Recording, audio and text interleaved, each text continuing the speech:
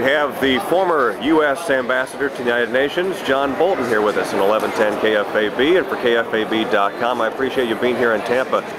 What is your role down here at this Republican National Convention, sir? Well, I'm here to talk about foreign policy and the foreign policy challenges facing the United States, how I think Governor Romney's policy differs in significant respects from Barack Obama's, and what a Romney presidency would be like. Is Mitt Romney the right president to take us back to maybe a firmer stand with some of these nations that maybe his predecessor has been bowing down to too much in the last few years? Well, I think Governor Romney's made it very clear he's a no apologies kind of person. He doesn't apologize for American exceptionalism. I think his policy is in the mainstream of the Ronald Reagan peace through strength approach to international issues. I think that's how he would conduct himself, and it would be a strong American presence internationally. It's something we need to help maintain a strong economy domestically. How far back has President Obama and this administration set us back from a foreign policy standpoint? Well, I think we're in a very grave situation. We've seen proliferation grow around the world. North Korea has exploded a second nuclear device.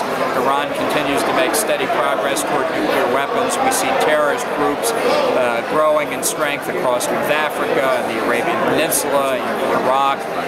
We see Syria in chaos. We see an assertive Russia and China not met by any American strategic response. We've got Hugo Chavez undermining democracy in this hemisphere. We've got the Mexican drug cartels undermining the government of Mexico itself.